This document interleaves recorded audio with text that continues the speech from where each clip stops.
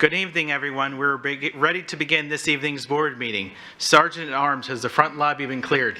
Yes. Thank you, Chief. We request that all electronic devices be turned off or put in silent mode. Also, please refrain from using flash photography except during the special presentations portion of the meeting.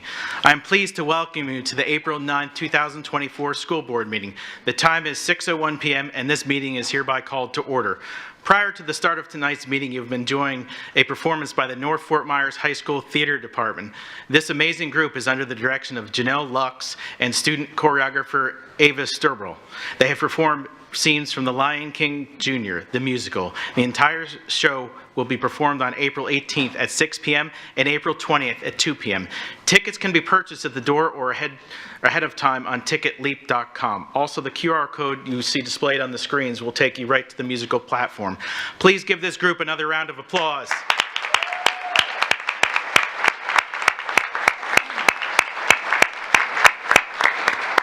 Okay.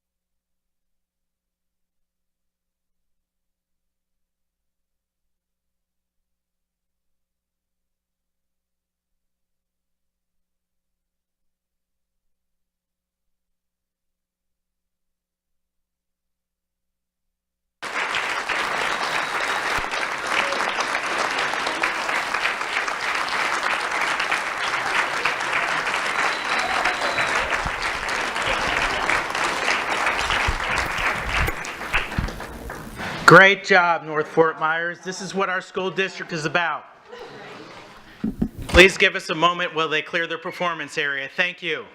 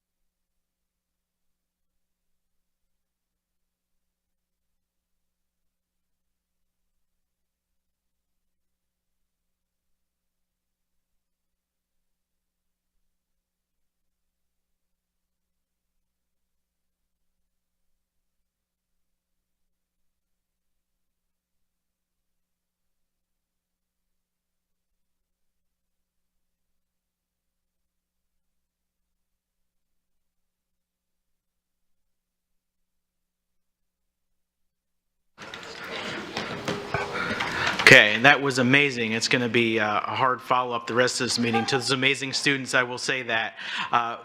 We'd like to take this opportunity to remind the members of this public of the district's mission, which is to ensure that each student achieves his or her highest potential and the district's vision to be a world-class school system. Pursuant to Board Policy 0164.1, Board Member Patrica will be participating and voting by phone this evening. So, is she on right now? So, Member Patrica? Yes, sir. I'm here. Thank you.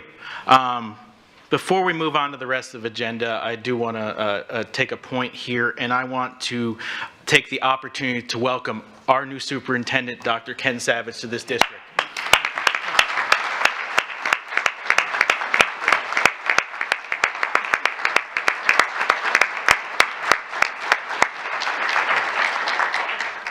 Thank you for your service, Dr. Savage. Thank you, sir. Okay. At this point, we're going to move on to the agenda. This evening's agenda includes the invocation, presentations of colors and the Pledge of Allegiance, acknowledgements, recognitions, public comment, consent action items, which include 3 items under Board Office, 2 items under Academic Services, 3 items under Business Services, 1 of which is good cause item. And Dr. Savage will provide an explanation for that one in 1 moment. So if you could go ahead on that, actually, Dr. Savage, if you're... Yes. Thank you, Chairman. This item was added as good cause due to the change in the superintendent's office and is required to continue the business of the district. Okay. Thank you, Dr. Savage. As presiding officer, I find that there is good cause to add this item to the agenda, so please note that to the agenda. We'll also have 4 items under Human Resources, 17 items under Operations, and 4 items under Good of the Order of their business. So, board members, is there a motion to approve the agenda? I move to approve tonight's agenda. Do we have a second? Sure, I'll second. Thank you. Okay, moved by Ms. Langford Fleming, seconded by Ms. Juvenelli. Let's please record your vote at this point. And Ms. Patrica, is it going to be online or verbal for your vote? I am online. Okay, thank you.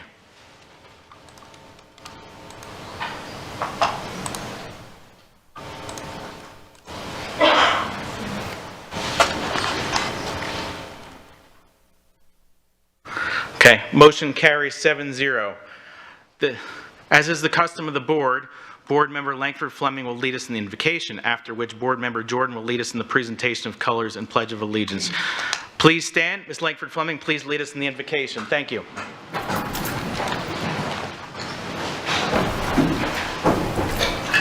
If you so please, bow your heads. Heavenly Father, we approach you with hope and humility. We ask that you bless our schools, the bastions of education. Infuse each classroom with your divine wisdom and enduring compassion. Extend your omnipotent hand over every student, nurturing their potential and guiding them on paths of enlightenment.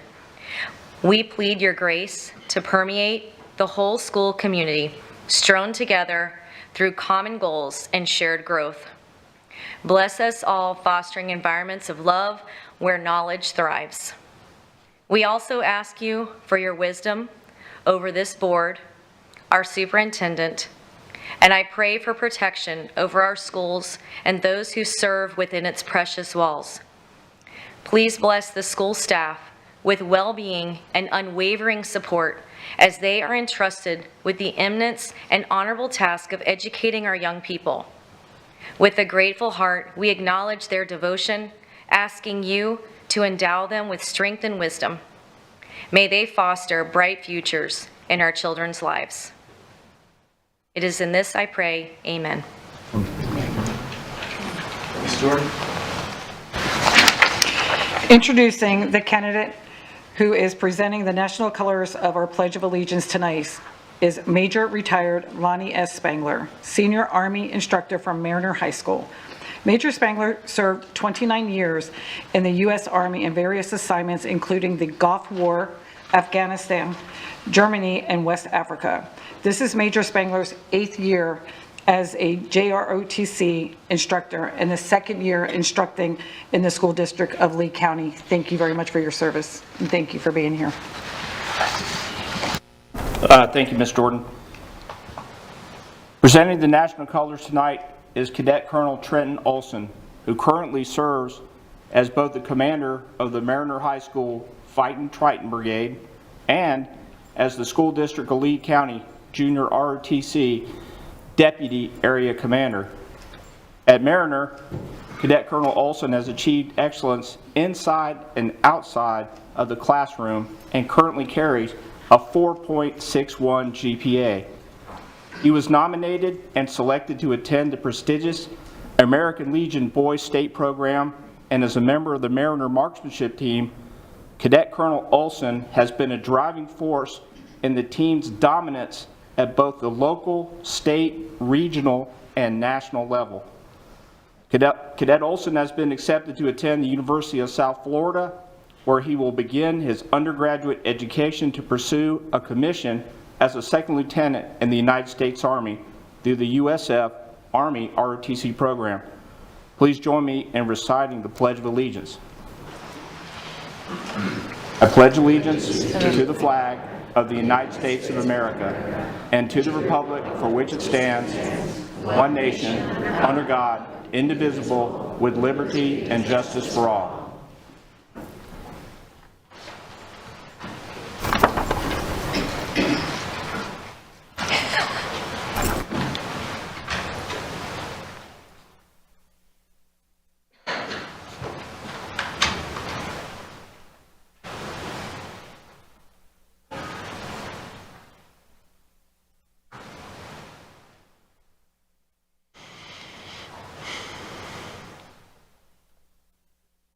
You may be seated.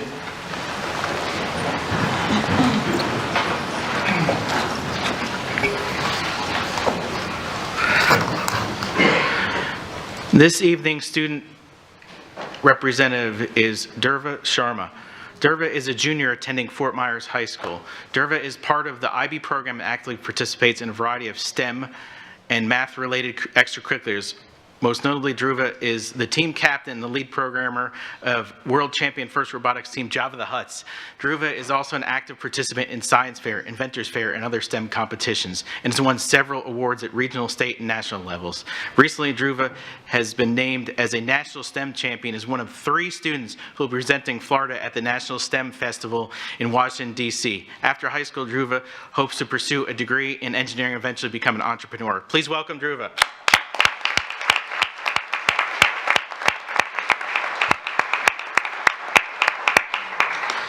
Moving on to the next part of our agenda is acknowledgements, and Dhruva, please go ahead, sir. Is it red? If it's red, you're good. Yes. Thank you, Chair Fisher. The character word for April is integrity, adhering steadfastly to a personal sense of honorable and ethical behavior. The design you see displayed on the screens is by Abigail Fielding, an 11th grade student at North Fort Myers High School. Next is recognitions. There are 4 recognitions this evening. The Florida Music Educators Association All-State Selections, the 2024 FHSAA State Wrestling Champions, the 2024 High School and Charter School Voter Registration Challenge winners, and the recognition of Team Java the Huts advancing to the World Championship. Board members, please join me in the pit for recognitions.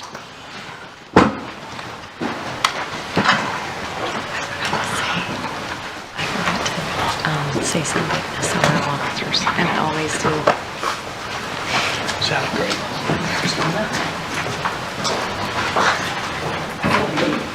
Forgot my script. Oh, what is it? You're not the only one. No, I've got the, yeah. I always do it my own way.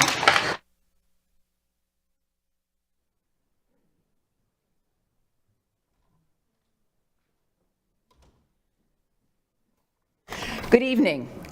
Each year, the Florida Music Educators Association, FMEA, holds statewide auditions to fill the spots in their 23 all-state performing groups. The student musicians accepted into these groups are considered the best of the best at that particular level and instrument. The students submit blind video auditions that are compared with those of hundreds of other students. These students represented our district at the FMEA All-State Music Conference held in Tampa in January.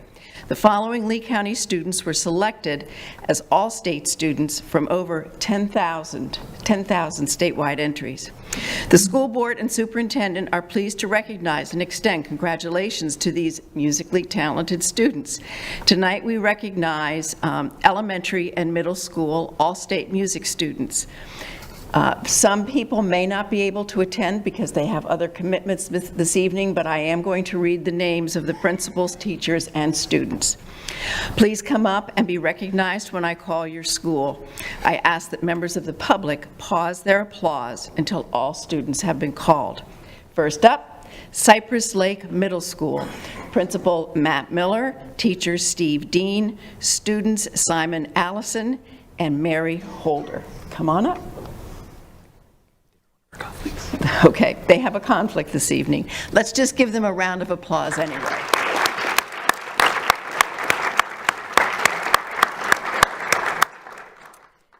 From Edison Park Creative and Expressive Arts School, Principal Sherry Whiff, teacher Samantha O'Brien, students Darby Lee Kreider, Kirsten Rowe, and Madeline Rowe.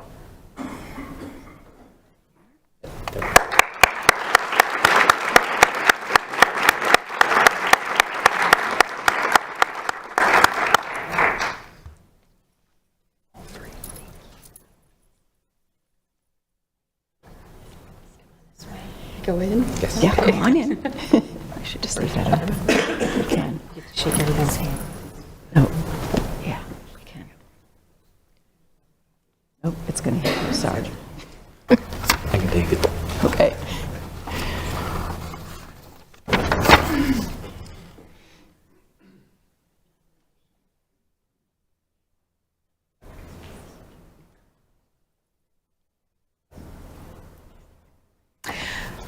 From North Fort Myers Academy for the Arts, Principal Andy Miller, teacher Melissa Boschel and Christina Moffett, students Maya Cotherman, Caitlin Hammond, Daniel Perugria, and Taylor Reese. Please come forward.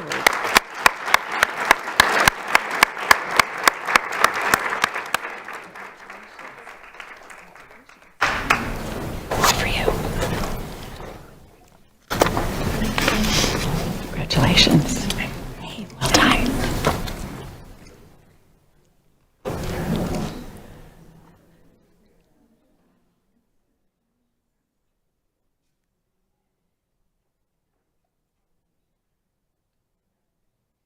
From Paul Lawrence Dunbar Middle School, Principal Dr. Karen Prentice, teacher Catherine May, student Samuel Mays.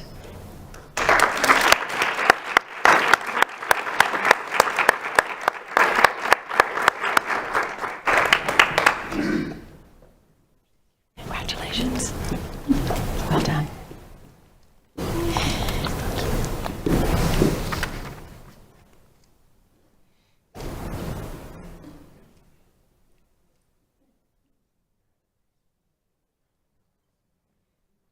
And from the Sanibel School, Principal Jennifer Lusk, teacher Joey Giangrico, I am so sorry, Giangrico, students Alexandria Broadwater, Tegan Clark, Genevieve Haas, Jackson Halliburton, Joshua Swartz, Aubrey Wilson, Maria Zakovitz.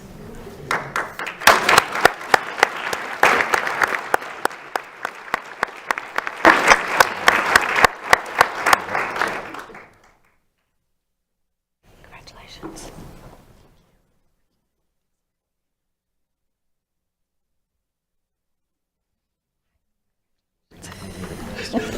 I'm sorry about that.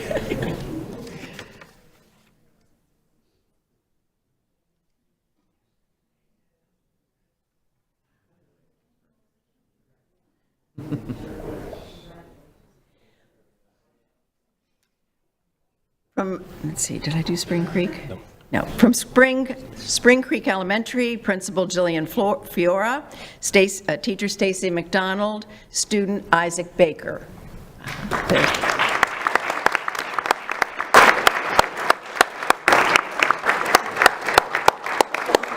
Congratulations. Hi, Jillian. Good to see you.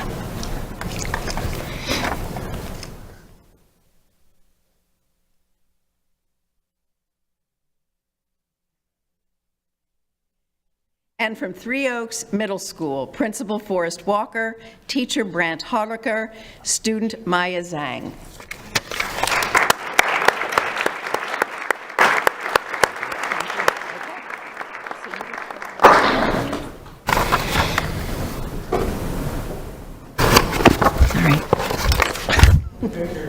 Yep.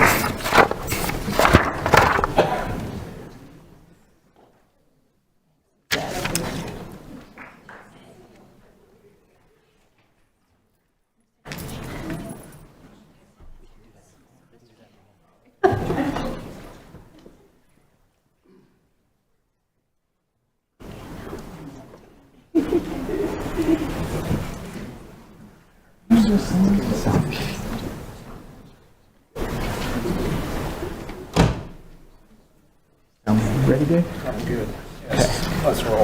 Okay. The School District of Lee County is proud to recognize the 2024 Florida High School Athletic Association State Wrestling Champions. The tournament was held in Kissimmee, Florida from March 1st to March 3rd, 2024.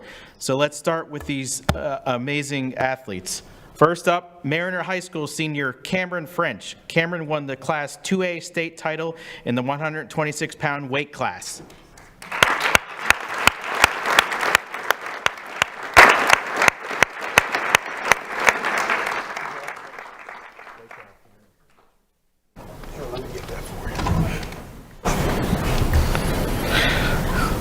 And next, Mariner High School junior Maximus Brady. Maximus won the Class 2A state title in the 132-pound weight class. Congratulations.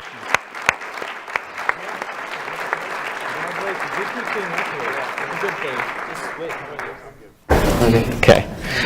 The school board and the superintendent are pleased to recognize these athletes along with their coach, Clayton French, for their commitment, determination, hard work that led to this outstanding accomplishment. Congratulations.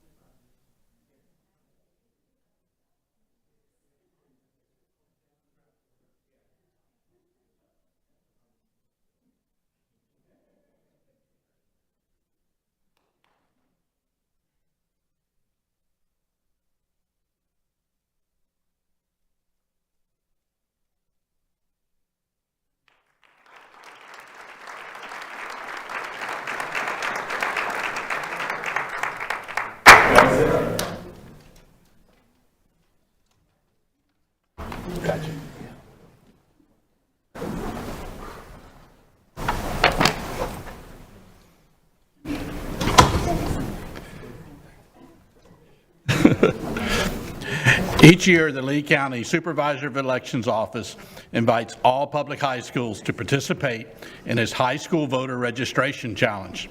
Since 1999, this outreach has been successful in the registration of thousands of new young voters.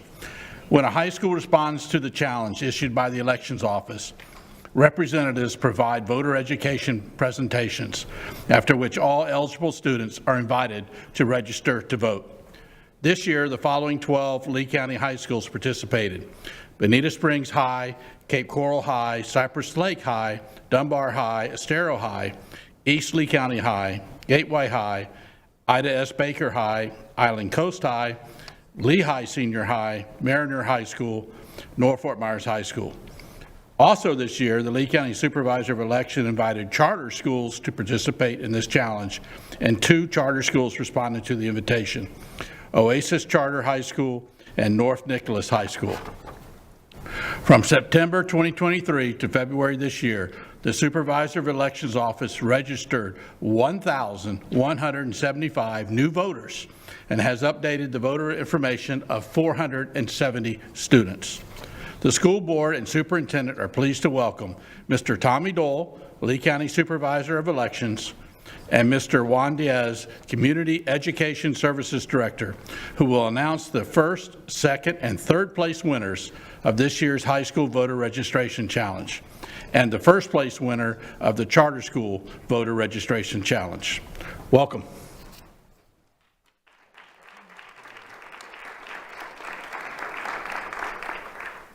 Well, thank you for having this. I want to thank my team, Juan Diaz, Director of the Community Education Department.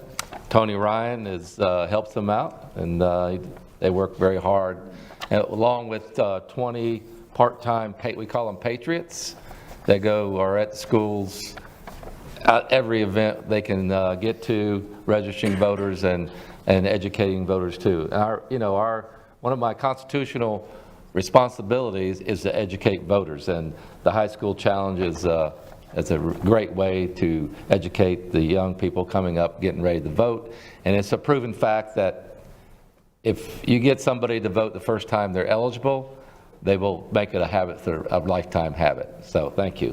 So now I'd like to present the trophies. As far as the high school trophy for third place, Island Coast High School, with 128 registrations. That's 14% of eligible 17-year-olds, 16-year-olds.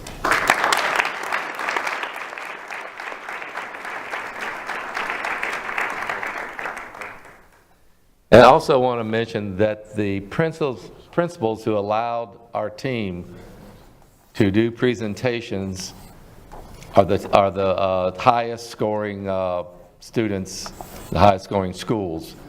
It allows them to, give them the importance of voting, why you should vote, how to vote, the 3 ways of voting, and those are the schools that scored the highest. Second place, East Lee County High School with 100. They had 166 registration. That's 16% registered. Congratulations. Thank you. Thank you. Awesome.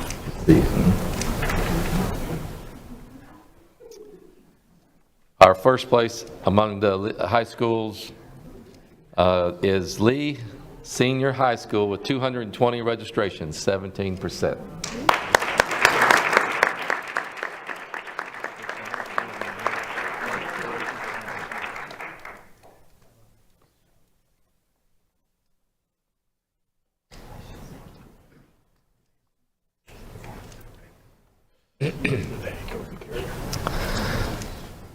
Out of the 2 charter schools that participated, Oasis High School registered 151 students, and that was 40% of the eligibility. Oh, yeah. Oh, congratulations. They're not here tonight, but congratulations.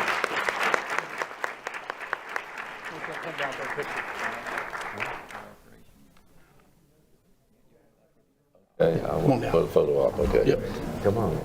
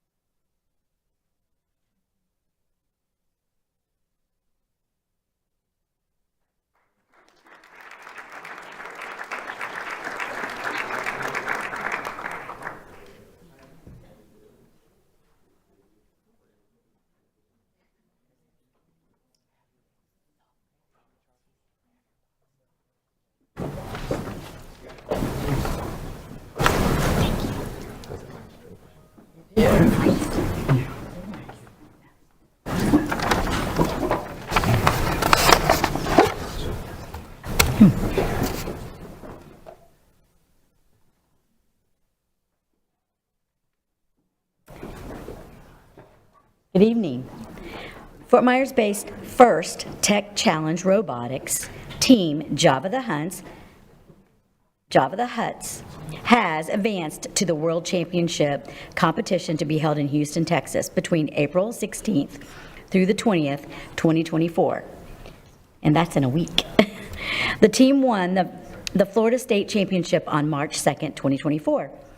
FIRST stands for Inspiration and Recognition of Science and Technology, is a global robotics community with teams spread across 110 countries, with a primary focus on advancing STEM education. FIRST Tech Challenge is a category of robotics competition for students in the grades of 7th through 12th. Teams design, build, and program a robot to compete in an alliance format against other teams. Java the Huts is made up of students from 5 different schools. When I call your name, please come up to be recognized. Delaney Balcom, 10th grader, well, this is old. Well, 10th grader, I'm sorry, at FSW Collegiate High School. So, oh, thank you. Good job. And then Nash Balcom, Paul Lawrence Dunbar School, grade 8. Thank you.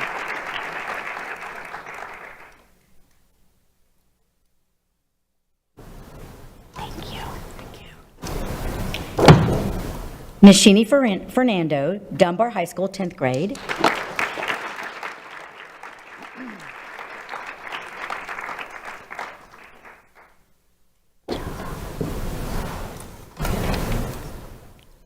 Advaith Menon, Dunbar High School, 12th grade.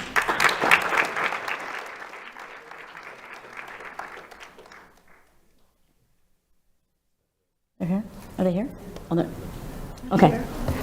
I thought he was. Not here. He was. Not here. And then Robbie Stewart, Bonita Springs High School, 12th grade.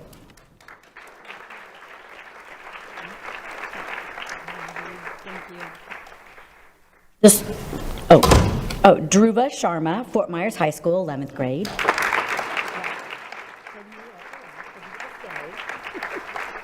The school board and the superintendent are pleased to recognize the accomplishments of Java the Huts First Tech Challenge robotics team and wish the entire team the best of luck at the World Championship.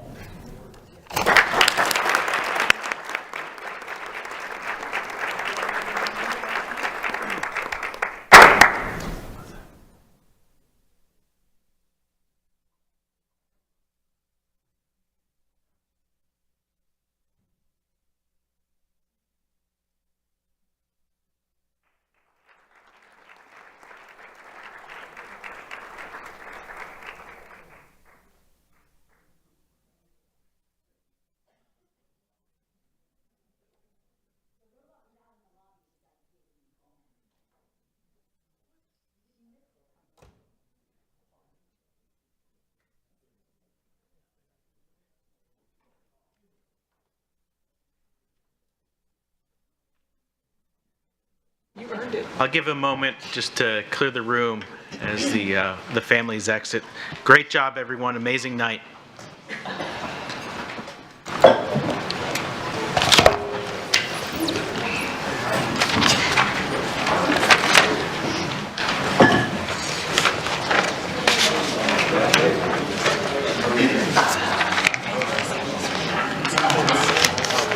I forgot to turn it off. Is it still on?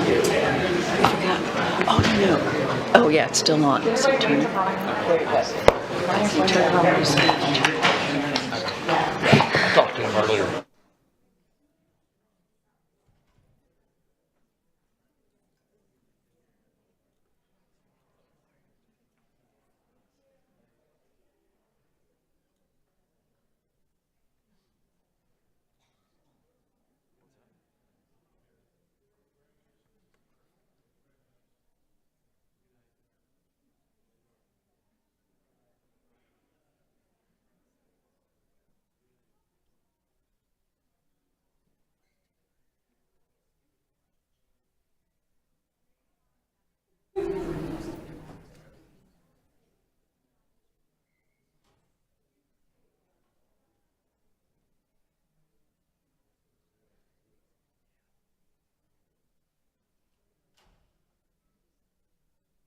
Everyone, moving on to the next item on the agenda is public comment. Attorney Debris Bruno, please address the item of public comment. Thank you and good evening. School board policy provides the opportunity at this point in the meeting to address the board concerning any matter on this meeting's agenda or any other matter relevant to the operation of the school district. Please complete a public comment card and put it in the basket provided. If you need a public comment card, they are provided by our staff. The rules concerning public comment are posted in the back and will be made from the podium in the front center aisle. Please be advised that the board will not respond during public comment to remarks made by speakers. Concerns will be addressed by the superintendent or his staff as necessary, and the chair may comment as deemed appropriate at the conclusion of public comment. The superintendent or board attorney may also comment if deemed appropriate. The purpose of public comment is to provide feedback on district issues such as duties, responsibilities, decisions, and the general operation of the district. The school board is viewpoint neutral during public comment. We ask that decorum be kept and respect be shown, which is what is expected when a government agency conducts its official business. Therefore, abusive language such as cursing, insults, derogatory language levied at an individual or a class of people are prohibited. Further, personal attacks such as name-calling are prohibited. In addition, clapping, hissing, booing, or a display of temper during the public comment period is prohibited. Speakers who fail to follow proper decorum in the chambers will be ruled out of order by the board chair or the parliamentarian. Any speaker continuing with such remarks will be required to relinquish the microphone per Board Policy 0169.1 and may be removed from the chambers by the Sergeant at Arms. For Board Policy 0169.1, the time per speaker is 3 minutes if there are 20 speakers, 2 minutes if there are 30 speakers, and 1 minute if there are 31 speakers or more. The maximum time allotted for public comment is 1 hour, 60 speakers. You will find a countdown on the big screens in the front of the room. Once your time has elapsed, the microphone will automatically shut off. Please state your name when you approach the microphone. I will call your names 5 speakers at a time. Please follow staff's direction when lining up. Mr. Chairman, there are 9 individuals that wish to address the board this evening, and the time per speaker is 3 minutes. Thank you, Attorney Debris Bruno. Is there anyone in the audience who wishes to make public comment who has not filled out a card yet? If so, please raise your hand. Okay, seeing none, Attorney Debris Bruno, please begin public comment. Thank you, Mr. Chairman. Will the following individuals please line up? Robert Daniels, Christine Garris, Pina Tondo, Dr. Paula Porter, Dick DiLorenzo.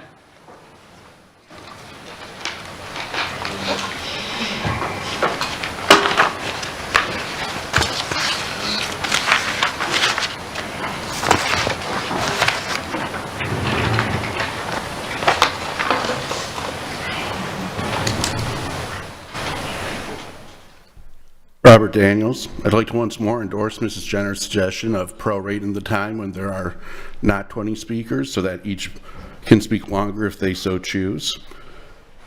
I've spoken before requesting that the student access to the internet be throttled and limited on their Chromebooks while in class to help cut down on distractions. I was given the indication that that was not possible. I was trying to work today on the guest access internet in this building. It had all the restrictions I would love to see our students deal with while I was trying to get my work done. Could not even open my personal Gmail, but I definitely could do anything the students needed to do, getting into YouTube, Google, and my work assigned things. Next item was the AI. I was told that it was not possible to limit access to the AI. That guest internet access definitely did a good job of that. I also spoke with an independent programmer who was self-taught. He said in 2 weeks he could whip you up a program to automatically block any AI program that you needed him to. Automate it, never check it again. Or it could take one IT person about 20 minutes a week to update that list. There's not that many different options for kids to access.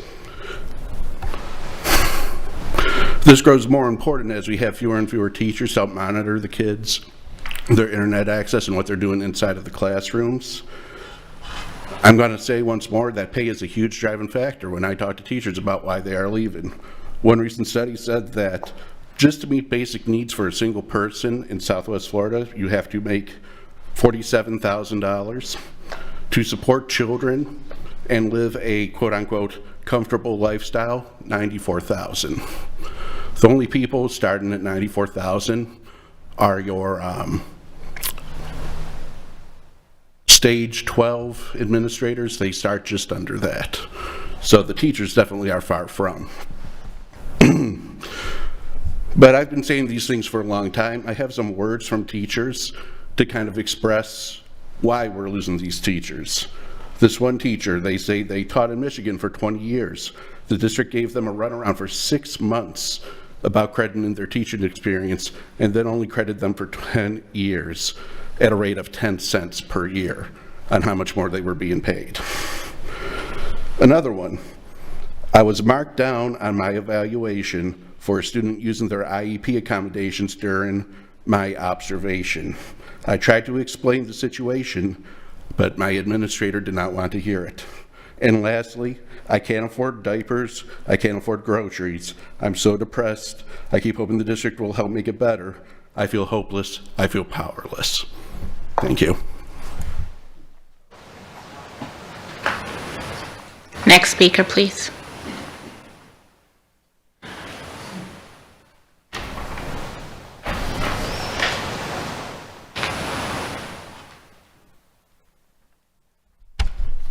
Good evening, Dr. Paula Porter, Lehigh Acres.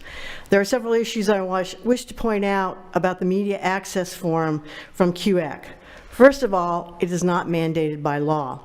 It was wholly a political ploy to appease an extremely small vocal group of constituents. Yet the choice of parents as to what their children can access has long been available through Destiny. This unnecessary form, due to the software used for parental consent, as I was told, does not upload or talk directly to Destiny. This becomes a staffing issue, dealing with workload that is not focused on the main job of educating our students. Is the information individually uploaded to the Destiny database by the media specialist or a teacher? Or does the form require a media specialist to review yet another element before a child can gain access to learning materials? There is also the expectation that parents need to complete another form before their child could start school. I repeat, this form is unnecessary, given parental access to what their child is allowed to check out and read with the district's Destiny access. Other than a political desire, there's no relevant rationale for this form that I have found or heard from anyone. Only a handful of Florida school systems have a similar form.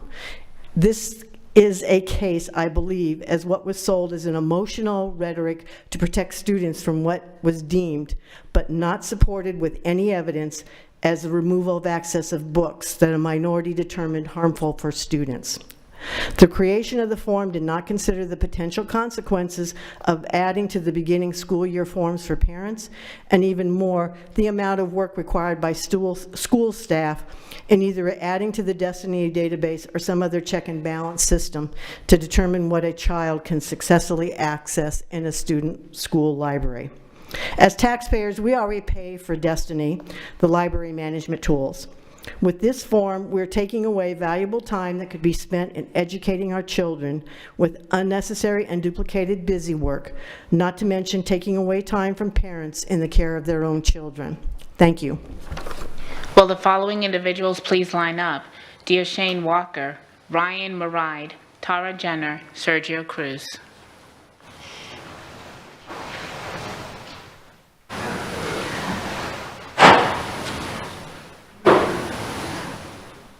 Next speaker, please approach.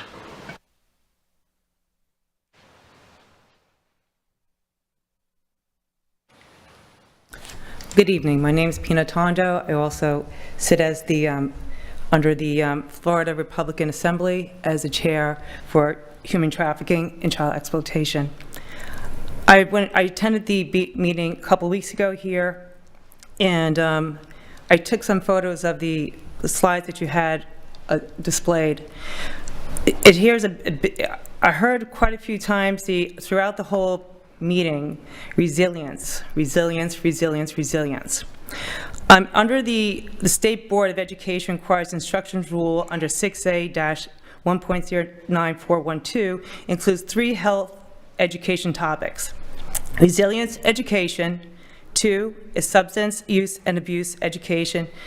And 3, child trafficking prevention education, and these are grades from K to 12. Unfortunately, I must have misheard or didn't hear anything. We do have a pandemic here with child trafficking, and we're talking about books and so forth, and what should be provided to parents, children, and so forth. As I walk into this building, I don't see anything for child trafficking prevention, whether there's forms or posters. So my question to the board, has the board provided children trafficking prevention posters?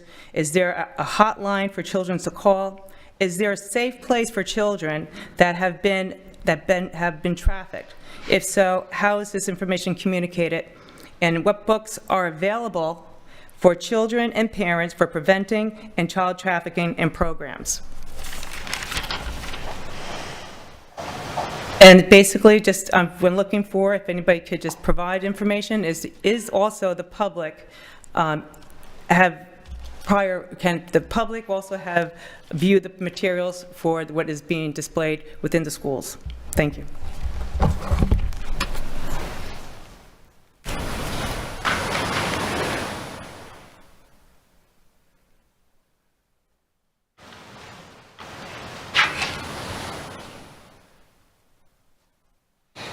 Good evening. I'm Dick DiLorenzo. A new arrival here in Florida. Been here about a year and a half, and I've been reading about these books and things that are being put in the schools, and I'm just finishing up the new Peter Schweitzer book on on China, and he goes into this TikTok, which you probably all are familiar with, and all the surveillance that they're doing and monitoring of the students and getting all that information back to Russia. And the situation is kind of dire right now. So, so my point is that they've introduced this new concept into the schools as CRT, critical race theory, and I think at the time that we're going through all this turmoil with the government, especially we're heavily in debt, we're into a couple of wars nationwide, and it's a time for unity, not a time for division. And this CRT is, to me, it seems like a lot of division, dividing up the races, racial theory, hear the words like white supremacy and so forth. And I think this is just driving us apart and giving us an opportunity, giving the Chinese an opportunity to exploit this situation. So I'd like to see you know, a more careful restriction on this CRT in the textbooks. And I understand there are committees now working on this, and I'd ask the board to take cognizance of that. Another thing with all this gender theory and having sexually explicit things in the textbooks, and this is also driving us apart, and it's very detrimental to the children. My granddaughter, who has a PhD in psychology, is doing a study on the effects of this on the children, and her preliminary findings are that this is really detrimental and is driving the students to distraction. So I'd ask the board to take very careful analysis of all of this woke theory that's going around, and concentrate more on the fundamentals: reading, writing, arithmetic, and social studies. And with that, I'll thank you.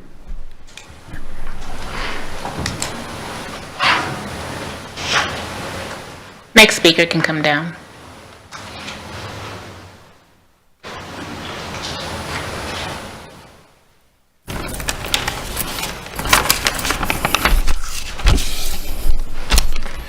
Good evening, everyone. My name is Shane Walker. I'm here to say thank you to the COO, Mr. Stevens.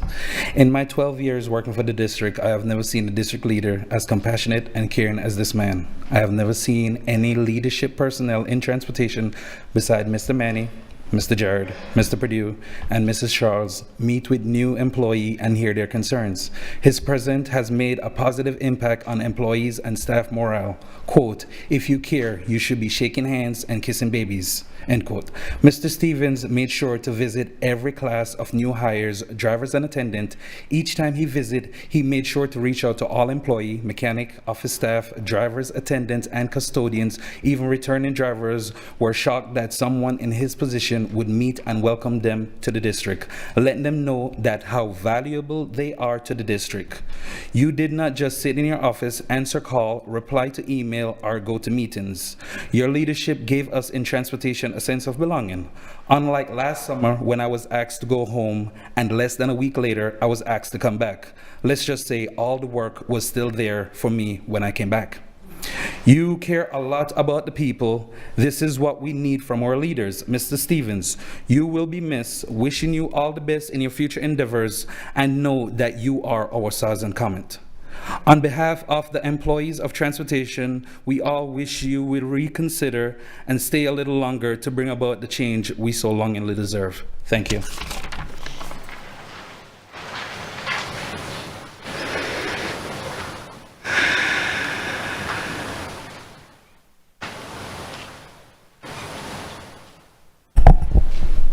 Good evening. My name is Sergio Cruz, and I wanted to start by apologizing to Mrs. Giovanelli for not sending the email that you requested. In preparation for that email, though, and in tonight's meeting, I just wanted to get properly informed and have all the current up-to-date information before I sent that off. Secondly, I wanted to congratulate Mr. Savage, and following suit with my relationship with Dr. Bernier, I hope to build that rapport with you and, continue partnership with your office to see how we can strengthen the district's services towards students with disabilities. In celebration of April's Autism Awareness Month, I wanted to discuss a program that I believe would truly change the lives and projection of the students within the district and in the future. And that program is called Peers as Partners Learning Program. What is it? The PPL program, it provides reciprocal academic, social, and interpersonal benefits to students with and without disabilities across the school campus. The Peers as Partners Learning Program is comprised of students with and without disabilities who are partners in the PPL course, and they comprise that school's specific program. This is ran through the Florida Inclusion Network, short for FIN, who the district already kind of operates with. They're known to do these district and school levels BPIES assessment, and they provide a lot of the district's professional training in regards to inclusive education opportunities and things like that. So they already have a working relationship with the district. They're funded by the Florida Department of Education. The program can be customized to some extent to be appropriate and meaningful for each school and or district with their participants. The programs currently have curriculum codes at the middle school and high school levels, with some districts even implementing unofficial programs that at the elementary level to help promote the tenets and principles of the program, making it a easier transition and for capacity building at that next level. Some celebrated examples are Hernando County, Orange, and Seminole County, where actually Dr. Bernier was at when he was able to implement one of the program's most celebrated programs up in Timberlake High School, as well as Miami and Palm Beach areas. Current support. I'm at Elkhammock with my son, and we voted to do our BPI assessment a year early. Mr. Howdy Show has sat down with them to discuss what that PPL program would look like and what that would. So we're hoping that that becomes a program at that school. Unfortunately, my son won't be able to take advantage of that, but I'm hoping that'll be a legacy he'll be able to leave. Moving forward, we're trying to have conversations with his projected high school, and I've already met with staff that would help implement that and be part of that program.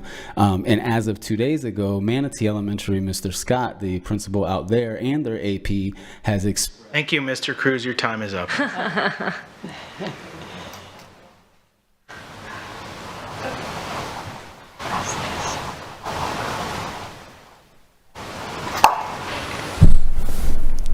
Good evening. It's Ryan Monroe. They mispronounced it when they said it, but you got it right now. It's Ryan Monroe, and thank you for letting me speak. It's good to come here every once in a while when the issues of CRT and transgender issues come up in front of Lee County School District. I'm just like, you know, my son went to school here from pre-K all the way to FSW, and you know, I am protective of my son, and now he's graduated, he's gone off to another college right from high school, and I'm proud of what he's done.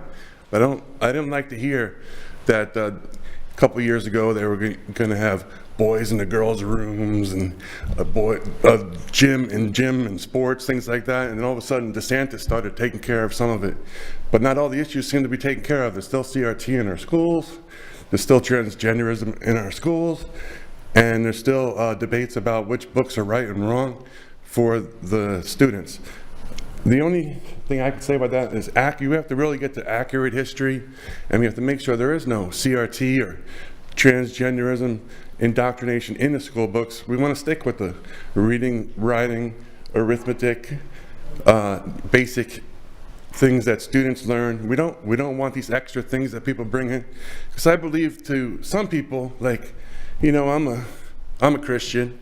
I believe in Jesus, and not everybody who doesn't believe in Jesus may have another religion. And I believe that's the purple shirts. The purple shirts have their own Jesus, and most of them, I would say, because Jesus doesn't believe in boys and the girls. No matter, you can be tolerant. I mean, I've been tolerant my whole life. I was going to school. They say, you know, make sure you're tolerant of other people, colors, races, sexes, whether they're gay, whether they're lesbian. And then all of a sudden, we're so tolerant, they think they're going to get in our classrooms and teach our children this stuff. And there's no way that we can allow our tolerance as a country, as Americans, to allow these things into our classrooms and to poison our students and our children. We're only 50 years old. My family's been here since the Mayflower. We have to keep going, and if we're going to destroy our country, if we have the CRT in here, this transgenderism in here, we have to unite about one thing. We're all Americans, and America has good history, bad history. We live in Lee County, named after the Confederate president, Lee, Robert E. Lee. So we all have our crosses to bear, but we need to keep our children safe. We need to protect them from what's right, from what's wrong. We know what's right and wrong, and I expect this board to do the right thing, especially the Republican members. Time is up, sir. Thank you for your comments.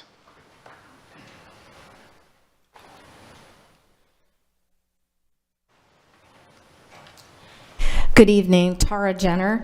I just would like to acknowledge the fact that today is the officially declared day of the end of the American Civil War from April 9th, 1865. I didn't hear any mention of that, and I'm kind of curious as to know whether or not there was any celebration or any acknowledgement of this in any of our schools today, because that's a pretty significant issue, because we've talked an awful lot about people coming together and trying to get along. Nothing quite like Reconstruction, though it did take a while to really take hold, but nothing like taking someone you totally disagree with and a whole group of people you might totally disagree with and find a way to work together as a unified country. So I just kind of wanted to point that out just in general. I found it very interesting that the word of the day was integrity, and yet we had a very important board meeting yesterday, and it was scheduled at 1 o'clock in the afternoon when none of the staff and none of the teachers in Lee County could even attend.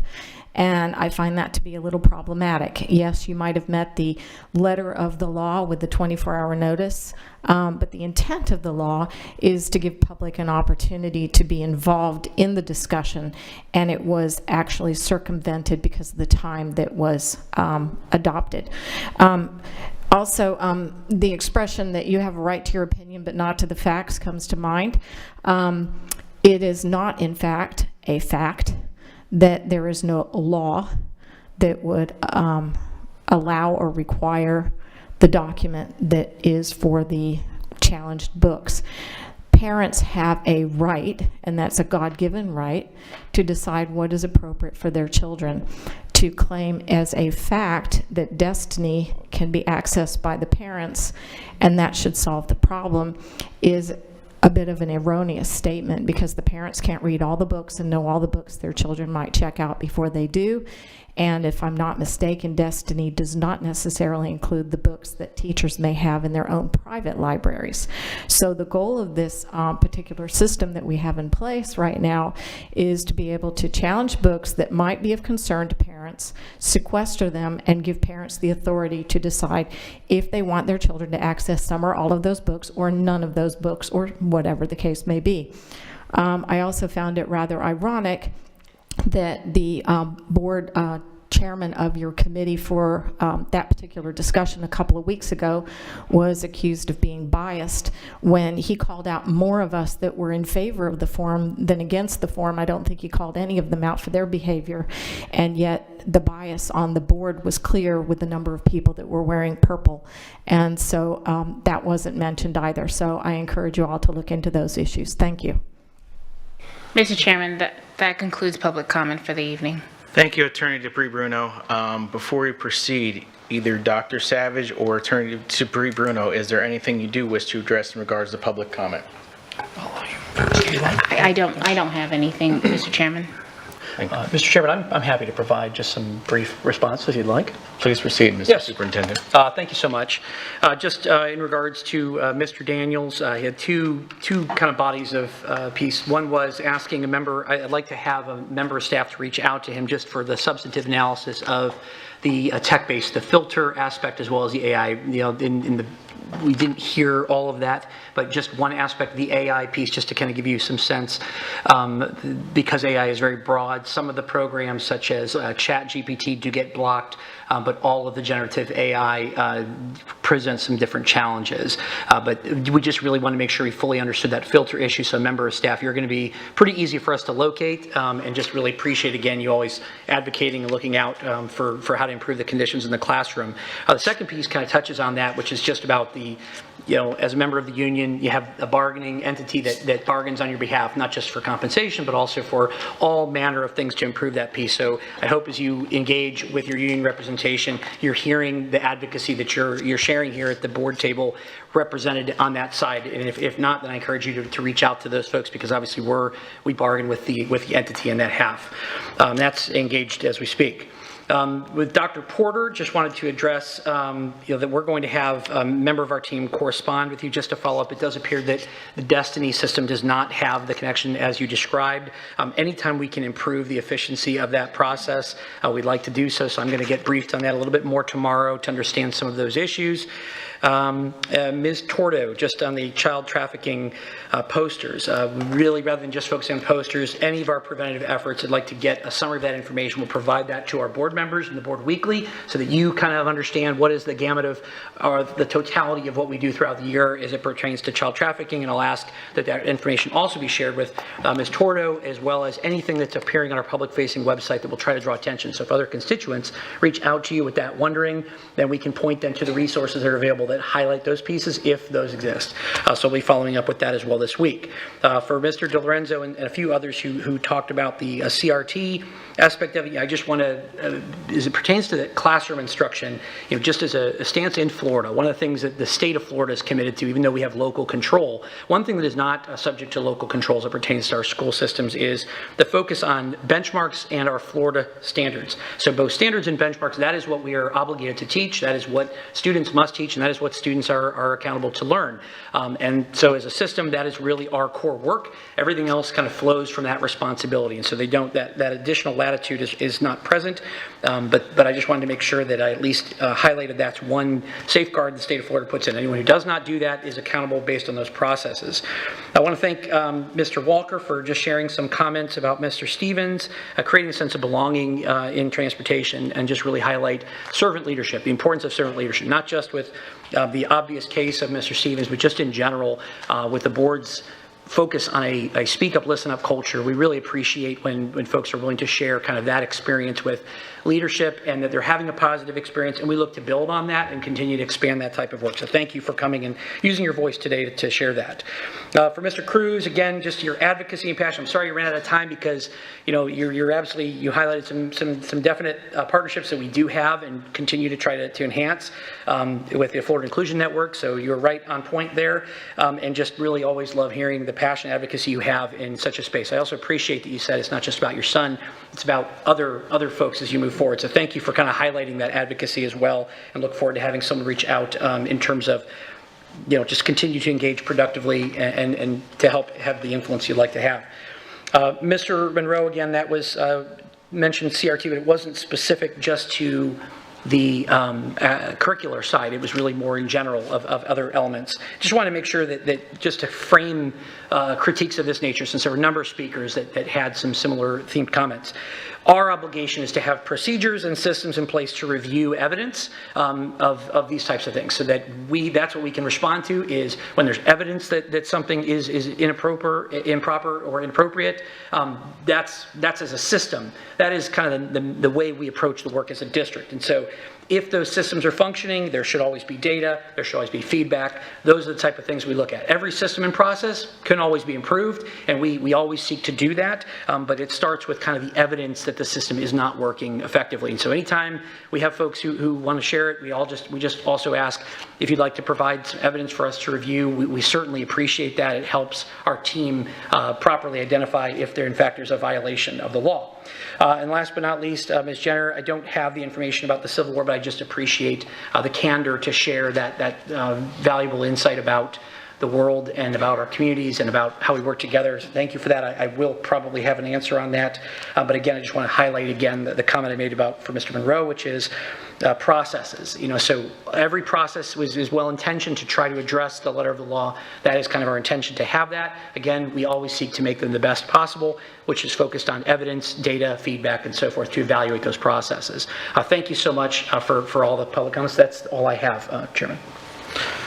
Thank you, Dr. Savage. It's appreciated. Just a few things briefly. The meeting yesterday, time was the essence, so we did the best we could under the circumstances we had. So in regards to some of the discussion about CRT, we don't teach CRT in the school district of Lee County. We follow the law. In regards to that, I just want to thank everyone for their public comments. We as a board truly appreciate your feedback, so thank you so much, everyone. We're going to move on to our next agenda item, which will be approval of action items under the consent agenda.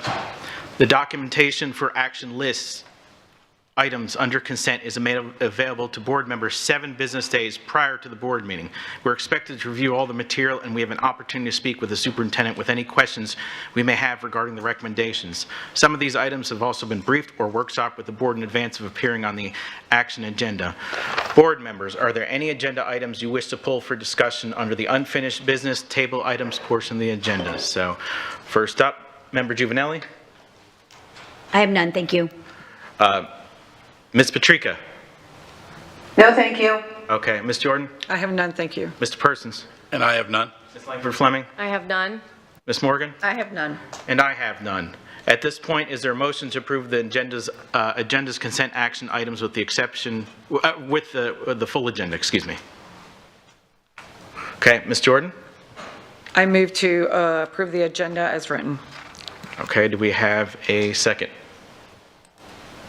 I'll second, thank you. Okay.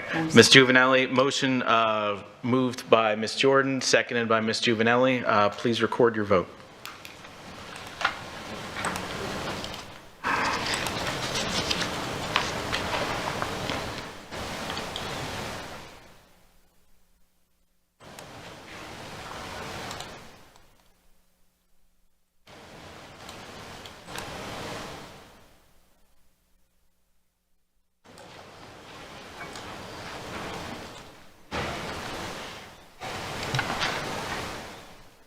Board docs is moving a little slowly again.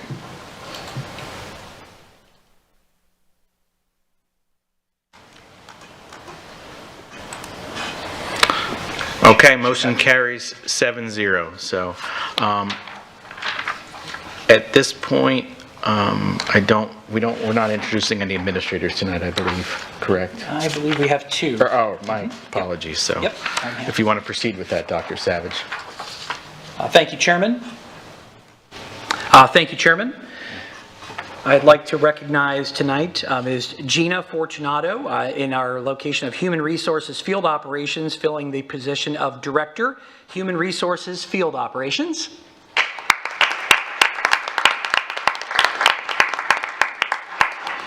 I'd also like to recognize Mariana Hall, who's joining again in HR with our talent acquisition as the position of recruiter.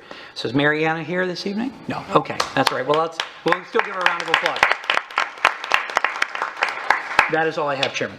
Thank you, Dr. Savage. Sorry about that. I must have read that in the wrong place. My apologies. So, at this point, we're going to move on to item R, which go to the order and board member comments. So, at this point, I promised that we'll go make sure that we go over to our student representative, DeRuva. So, sir, please proceed. Thank you. As a lifelong LCSD student, I owe my success to the incredible teachers and the schools that have shaped me. I've always had plenty of opportunities to participate in interesting extracurricular activities, such as Odyssey of the Mind at Allen Park Elementary, math counts competitions at Paul Lawrence Dunbar Middle School, and the innumerable clubs at Fort Myers High School.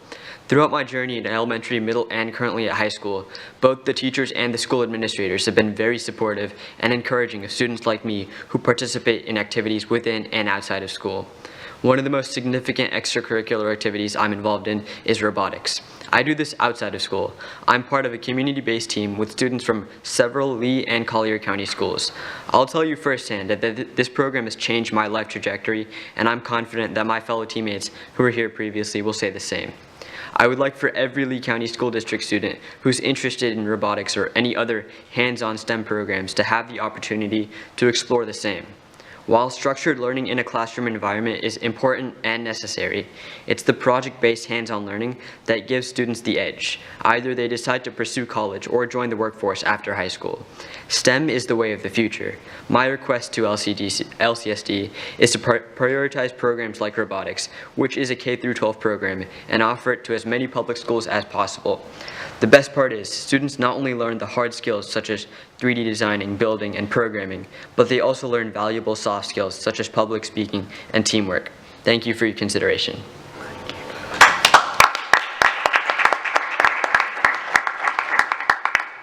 Great job, DeRuva. Now we're going to move on to Member Juvenelli.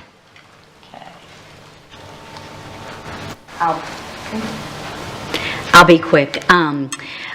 Last Friday, I attended Edison Park. They had a Mexican restaurant, and it's my granddaughter. She must have knows she likes her tacos. So they had a Mexican restaurant, and what they were doing was actually counting money. It was decimals, and learning that. And they would order their food and then pay for their food and count the money back and forth. And they had a cashier, and it was actually a cute little task. And they did it several times. They ordered and purchased quite a bit, and I think my granddaughter might have been up there a few times.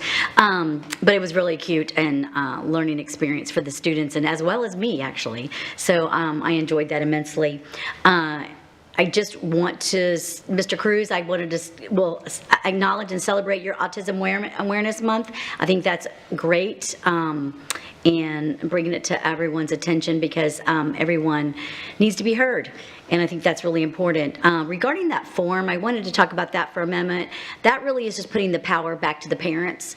I think that's really important, that we never circumvent parents, and it's making the parents be a parent and parent their child. And so I support the form and will continue to support that form. And I don't believe that it does anything but puts the power back into the parents, and I think that's very important. I wanted to talk real quick about creating a speak up, listen up culture, and making sure that we as a board will continue to support any staff member that has anything that they ever want to talk about, that they have that option, and they're welcome to contact me. I'll give you my phone number. You can call me anytime, or my email, because it's important that culture in the school district is essential for fostering an open communication and collaboration among all staff members. As a leader, it's important to set the tone by actively listening to staff, valuing their input, and demonstrating that their voices do matter. Encouraging open dialogue, providing opportunity for feedback, and addressing concerns in a timely and respectful manner are all key components of creating a culture where staff feel comfortable in speaking up. By prioritizing communication and creating a supportive environment should empower staff to share their ideas and concerns and feedback, ultimately leading to a more inclusive, productive work environment. And I will always support that. So thank you. Thank you. Ms. Patrica? Thank you, sir. I'm going to hold my comments until I'm back in the building. Thank you. Thank you. Ms. Jordan? Okay, thank you. I did have, the media access form, we had, I just wanted to ask this question because I know when we first started, when that first came about, I had said that I was going to come back months later, and now it is many months later, just to see, and I apologize, Dr. Savage, that you're now sitting here, and I did not ask the other person who was there, how many parents have not filled out that form, and how many children, which would make how many children not able to access the books. And that was something that I promised that I would bring back, and I failed to do that. So in hearing this today, I am bringing it back just to get that answer. You can send it to me, however you want to do it is fine. I made a promise to do that, so I want to make sure I'm following up on that. Mr. Cruz, I always appreciate listening to his words. I also have children who are part of the autistic family, and I know that we have best buddies in our system that work as mentors and work with other children, which is a great organization. And I sent to you all we had EDAC last night, and what I did was there were so many things that they had asked, so what I did was I had sent you all the requests that they have, and I think I left mine in there. No, it's the end of the year recommendation, so you will have an email from me to everyone. It was just the Equity and Diversity Advisory Committee end of the year recommendations, which would include legislative sessions, equity guide, investigation process, student code of conduct, recruitment and retention, and proximity plan. And last night they worked as a team these were subjects that they had people come in and speak to them about.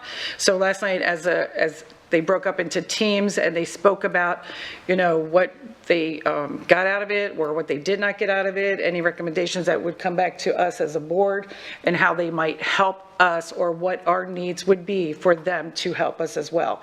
So I went ahead and I just sent all of that because it is a page and a half of dialogue, and then that way that gives you an opportunity to read what they have said, and then perhaps at another date and time we come back and discuss it. I want to thank Janelle, Ms. Lux from North Fort Myers High School. I don't think I've ever missed any of their shows. The Lion King is coming up. The kids do a phenomenal job.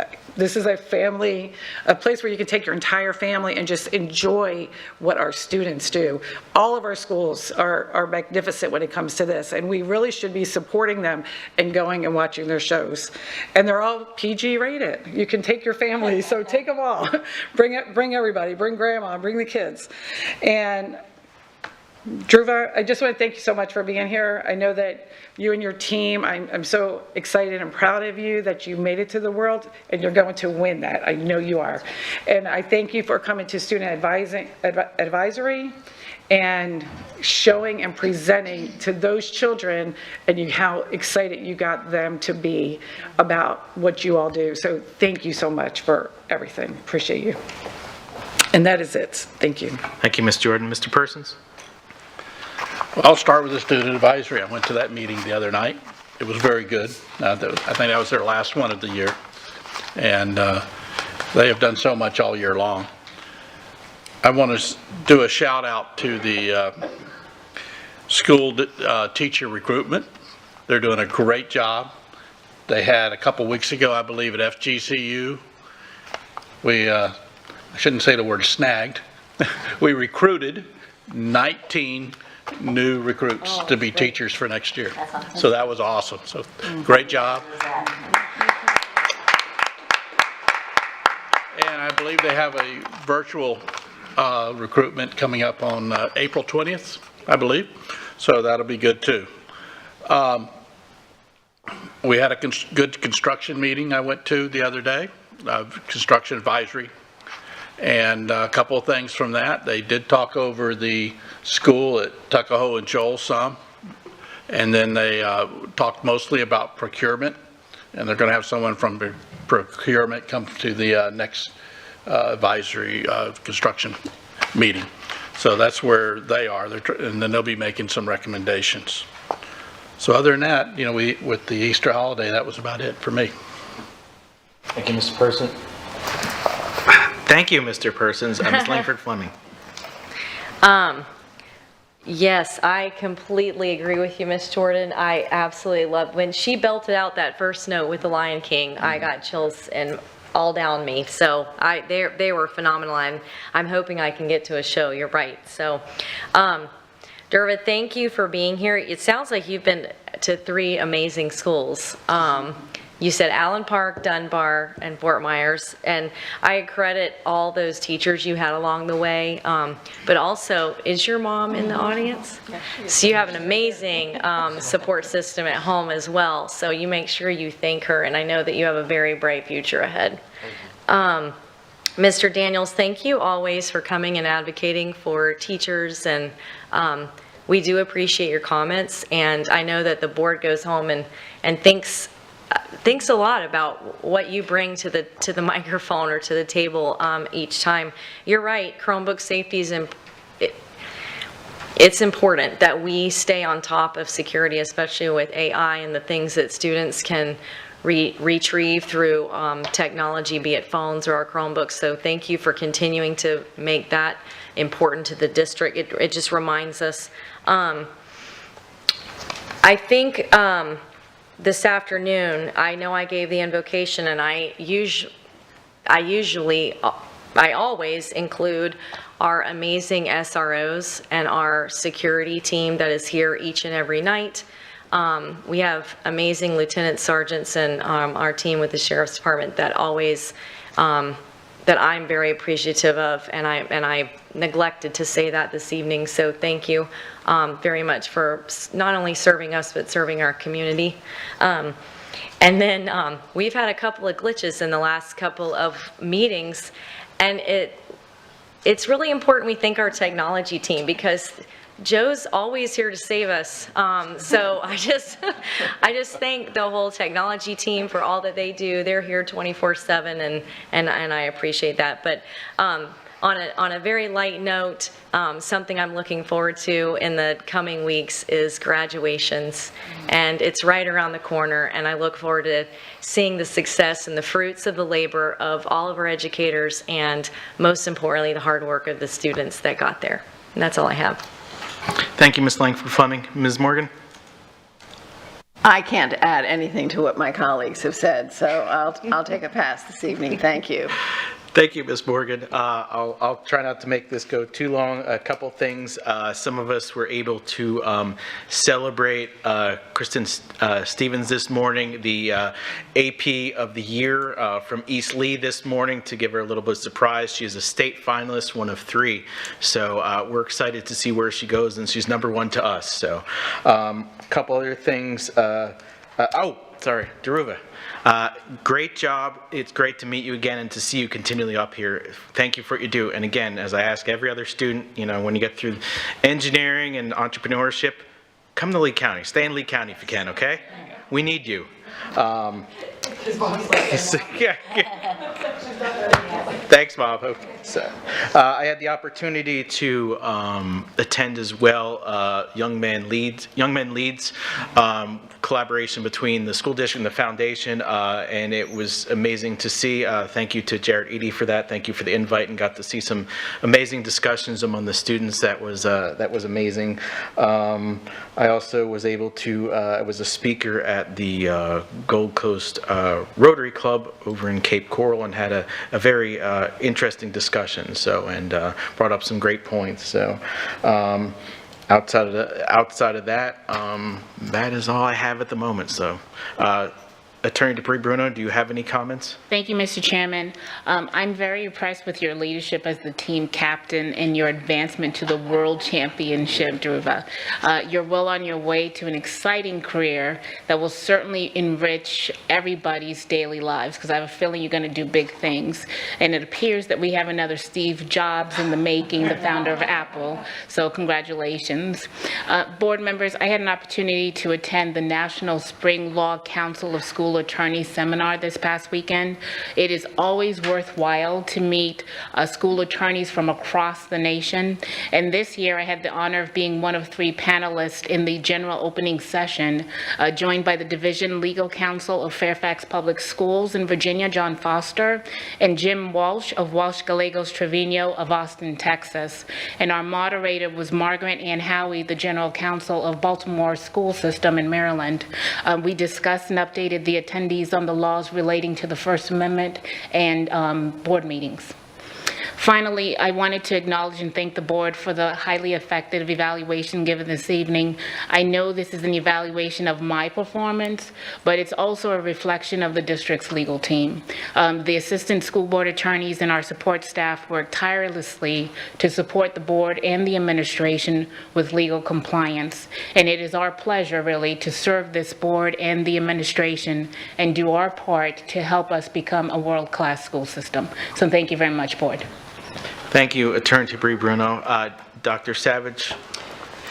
Yes, Chairman, I just want to answer a few quick questions from one that an earlier comment that I did not have this information earlier, but I have it now. One of our staff members actually went back and re-listened to Mr. Daniels' questions to make sure they understood the filtering issue, and they want to make sure I drew attention to a tool that is referred to as Lightspeed, which is a classroom tool that allows the teachers to have content control, essentially what the students can and can't do with the Chromebooks while they're in use. And so that's one piece that allows them to block sites, only allow certain sites, lock a device so they can pay attention, monitor what they're browsing, and so forth. So we want to make sure that that is an additional tool that we've provided understanding. So he's going to work with the team, LVIS administration, and the tech team there to provide training, resources, support to help with that piece. So just an example of the diligence as staff is listening to this comment in real time, how seriously they take it.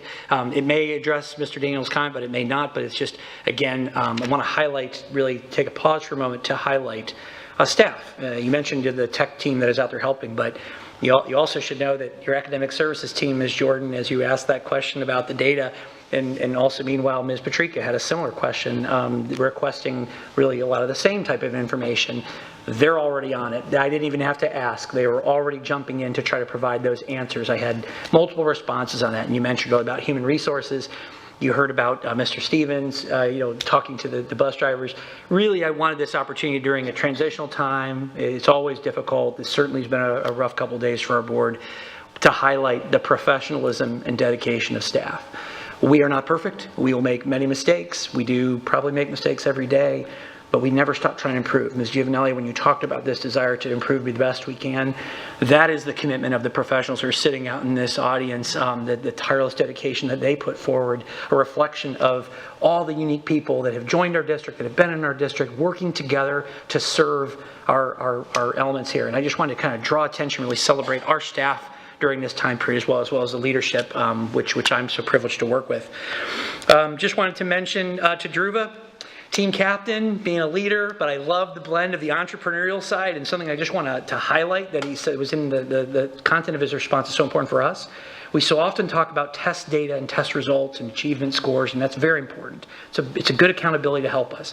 But one thing it's harder to measure is that enrichment of applied curriculum, where you're able to do things such as robotics that take physics, you have technology, you have courses that in theory are one thing, but when you bring them all together and you manifest in this technology, it is extremely complex work, very gratifying, but when you see it and you hear it in our leaders, our future leaders who are bringing that spirit in and leading those teams across multiple schools together, that to me is one of the pinnacles of what our system can do. And so just to expand that work, so Drew, I hope you will continue to inspire the next generation of students, because I know you have a middle schooler on the team as well. I just really appreciate that piece and really wanted to highlight that, that example of that type of work in action.